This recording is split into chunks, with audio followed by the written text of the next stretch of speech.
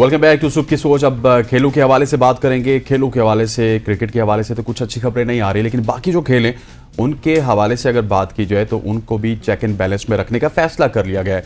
Pakistan sports board ने तमाम कौमी खेल की जो फेडरेशंस हैं उनसे 15 सितंबर तक मुकम्मल ऑडिट और बैंक स्टेटमेंट्स तलब कर ली गई हैं। बोर्ड ने हिदायत की है कि फेडरेशन माली साल 30 जून 2024 को खत्म होने वाले ऑडिट शुदा मालियाती बयानात फराहम करे, जिन्हें किसी मारूफ चार्टर्ड अकाउंटेंसी फर्म से तस्दीक शुदा होना जरूरी है। इसके साथ बैंक स्टेटमेंट्स भी फराहम की जाएंगी जो 1 जनवरी 2023 से 31 अगस्त 2024 तक की होंगी। पाकिस्तान स्पोर्ट्स बोर्ड ने खबरदार किया कि अगर ये दस्तावेजात फराहम नहीं की गई तो फेडरेशंस को आइंदा माली मदद मुअत्तल की जा सकती है, और इस इक़दाम का मकसद खेलों में माली शफाफियत को यकीनी बनाना और खिलाड़ियों की तरक्की को फरोग देना है। बिल्कुल जी। अब इन तमाम तर मामलात पे बात करने के लिए इरशाद महमूद साहब हमारे साथ मौजूद हैं। इरशाद साहब अस्सलाम वालेकुम। जी वालेकुम, आप बताइए कैसे हैं, खैरियत है?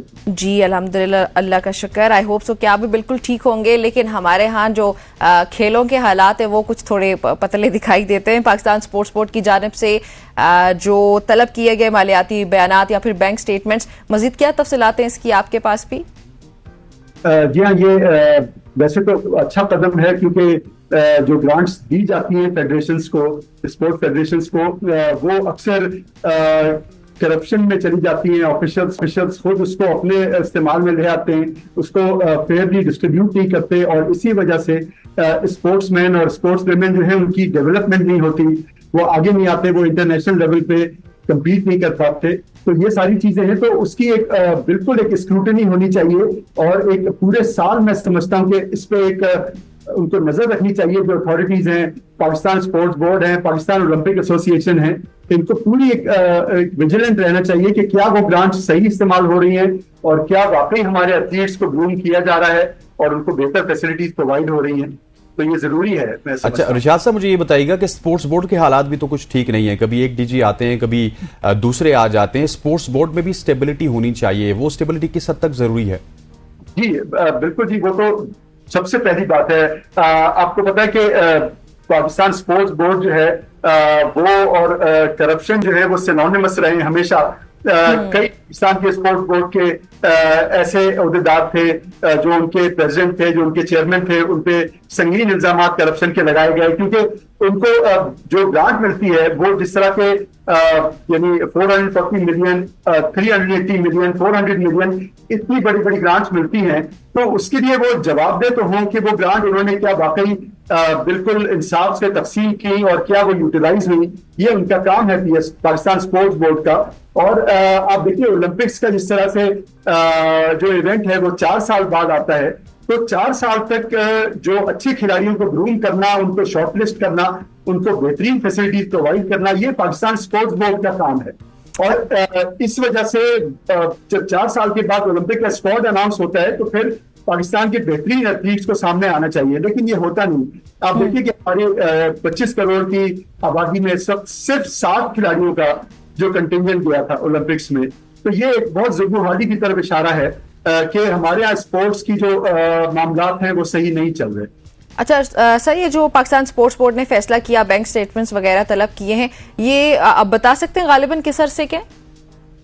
जी ये यानी इससे पिछले माली साल के हैं, या उसके लिए उन्होंने तलब किए हैं। लेकिन मैं आपसे यही कह रहा हूं कि जिस तरह आप देखिए ना कि ये बात आपने सुनी होगी कि अरशद नदीम जो वैसे गोल्ड मेडल लेके आए, लेकिन जिस जमाने में उनका जेवलिन टूट था,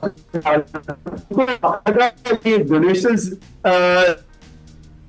दिया गया। तो ये क्या वजह है? ये सब तो पाकिस्तान के पास इतने पैसे रहते हैं, इतनी ग्रांट्स रहती हैं, ये सारी चीजें अप टू डेट होना चाहिए उनको। तो ये मैं कहूं कि बड़ी अजीब सूरत हाल है। अच्छा सर, स्पोर्ट्स बोर्ड की आपने बात की, तो स्पोर्ट्स बोर्ड क्योंकि हमारे बड़े करीब है, हम वहाँ पे जाते भी हैं, लेकिन इस वक्त स्पोर्ट्स बोर्ड के जो मनाजिर है वो खंडरात से ज़्यादा ठीक नहीं है। जिम वहाँ पे चल नहीं रहा, बाकी लियाकत जिम्नेजियम को आप देख लीजिए, तमाम तर इवन जहाँ पे फुटबॉल के मैचेस हुए वहाँ की चेयर्स आप देख लीजिए।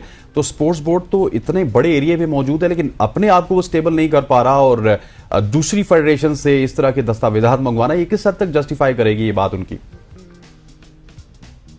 ये आप बिल्कुल सही कह रहे हैं। ये देखिए, ये जो इदारे हैं जो ऑर्गेनाइज करते हैं, जिनके पास सारी पावर होती है, Pakistan sports board, Pakistan Olympic association, Pakistan hockey federation, Pakistan cricket board, इनकी तो सबसे पहले अकाउंट चाहिए कि उनका अपना क्या हाल है, वो आगे क्या डिस्ट्रीब्यूट करेंगे, क्या ऑर्गेनाइज करेंगे चीजें, जबकि वो अपना उनका हाल बहुत बुरा है। मैं कई दफा विजिट कर चुका हूँ इस्लामाबाद में इनके लॉजेस को और इनके हेड ऑफिस को, और इंटरव्यू भी मैंने कई लोगों से लिए, लेकिन ये कि किसी चीज का सही जवाब नहीं दे पाते, मुतमईन नहीं कर पाते कि वो पैसे कहाँ खर्च हुए। इस दफा भी आप देखिए कि 380 मिलियन की ग्रांट पाकिस्तान स्पोर्ट बोर्ड ने वापस की। आप ये कैसे हो सकता है? जब आपको इतनी ग्रांट मिली, वो आपने क्यों नहीं आपने फेडरेशन को दी, क्यों खिलाड़ियों को ग्रूम नहीं किया आपने, और वापस आपने कर दी? ये तो मैं समझता हूँ एक क्राइम है, जो कि आपके पास ड्यूटी जो असाइन की गई थी आपको, वो आपने पूरा नहीं किया। तो ये बड़ी अफसोसनाक सूरत हाल है यकीनन।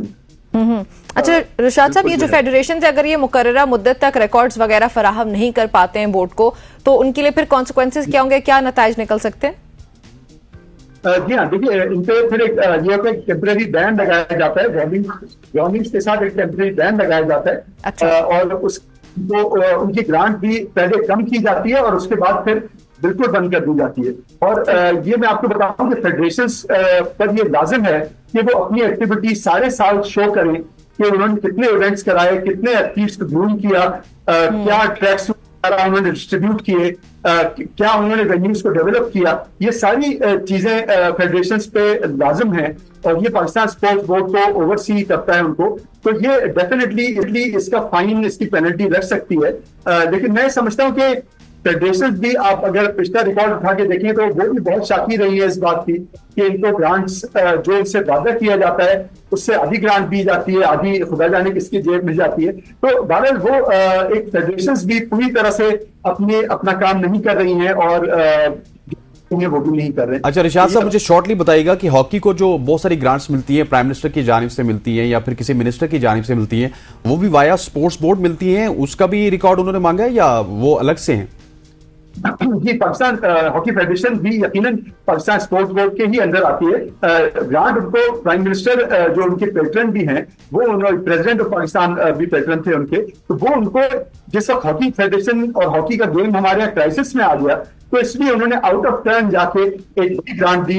एक दफा 200 मिलियन दी गई, 20 करोड़, एक दफा 40 करोड़ दी गई, एक दफा 100 करोड़ दी गई, लेकिन वो भी कोई बात अकाउंटेबिलिटी की नहीं होती वहां पे, वो ग्रांट कहाँ जाती है। तो ये बिल्कुल इनके अंडर आते हैं। सिर्फ पाकिस्तान क्रिकेट बोर्ड का जो इदारा है वो इनके अंडर नहीं आता पीएसबी के, बाकी सारी फेडरेशन पाकिस्तान में पाकिस्तान स्पोर्ट्स बोर्ड के ही अंदर आती हैं। ठीक हो गया। शाह साहब, आपका बहुत शुक्रिया हमें ज्वाइन करने के लिए। नाज़रीन, गुफ्तगू आपने सुनी है तफसील में। पाकिस्तान स्पोर्ट्स बोर्ड की जानिब से जो मालियाती बयानात और बैंक स्टेटमेंट्स तलब की गई हैं उससे मुतालिक मजीद इस पर क्या पेश रफ्त इंशाल्लाह हम अपने प्रोग्राम में वक्तन फवक्तन शामिल करते रहेंगे। यहाँ पे शामिल करने लगे एक ब्रेक, हमारे साथ रहिएगा।